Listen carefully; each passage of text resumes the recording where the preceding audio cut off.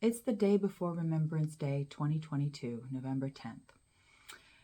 And it's not an easy time for my family because, as the wife of a fifth-generation veteran, it's the day that my husband and my family all remember how they and their friends, their brothers and sisters, were sent all around the world to defend humanity, human rights, freedoms, and the ultimate sacrifice that so many paid, millions paid, but also their own personal sacrifices and their families' sacrifices.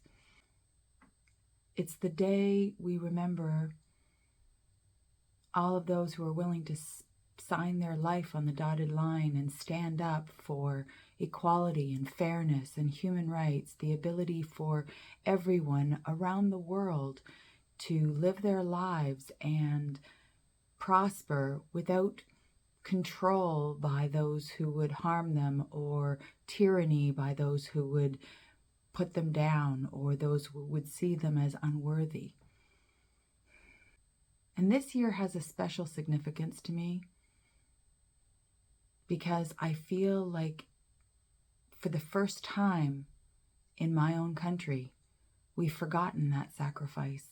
We've forgotten why our governments, past governments and current governments, have sent them all over the world.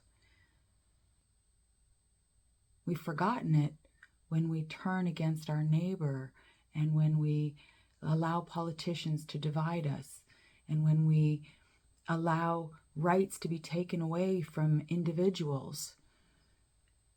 We've forgotten that we literally sent our young men and women around the world to defend that in other countries.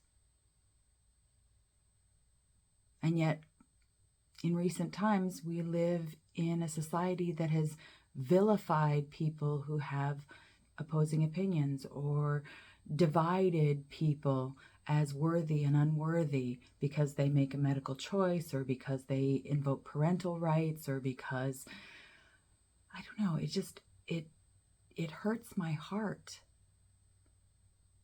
especially on Remembrance Day, because that's not who we are. That's not who we're supposed to be. And things feel so wrong.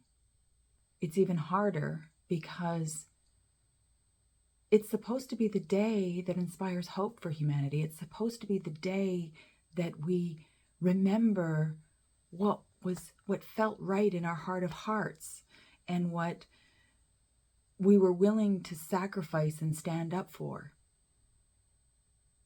And we live in a time where freedom is considered freedom by many, and where even our national symbols, like the Canadian flag, have been turned into hate symbols of those that we disagree with, where politicians have told us that those people or certain members of society are unworthy and un-Canadian.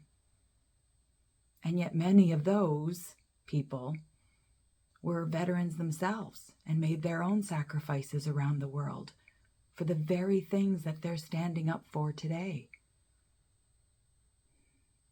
And now more than ever, at least in my lifetime, we live in a time where we're more divided than ever, where politicians pit Canadian against Canadian, race against race, neighbor against neighbor.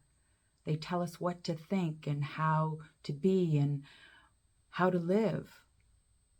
They teach us, or they preach, to vilify our neighbors and call them names and label them.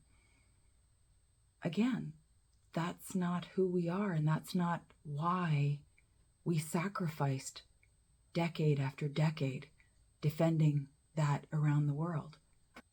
So this Remembrance Day, I'd just like us all to remember what exactly we sacrificed for, what exactly we stood up for.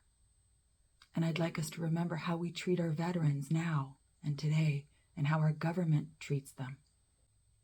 And I'd like to ask all of you to search your heart of hearts find the compassion and the love and the unity. Find our true values. What we've always known to be true about who we are as Canadians and what makes Canada, Canada. If necessary, I ask you to forgive. Never forget. But at least try to forgive and see your neighbors, your coworkers, your brothers, your sisters, your own family as humans. Many of us are flawed humans. Most of us are flawed humans. I'm a flawed human. But the fundamental things that make us human and the fundamental right we have to live our lives and make our mistakes and choose what's right for us and our families hasn't changed in decades. Hasn't changed from World War I or World War II or various different operations around the world in third world countries. It hasn't changed. So today, I ask you to think about that and honor our veterans and honor their sacrifices by just inspiring a little peace, love, and unity in your heart. God bless you, and God bless all of our veterans.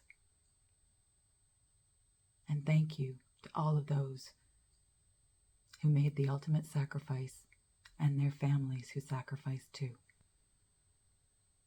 Think twice, Canada.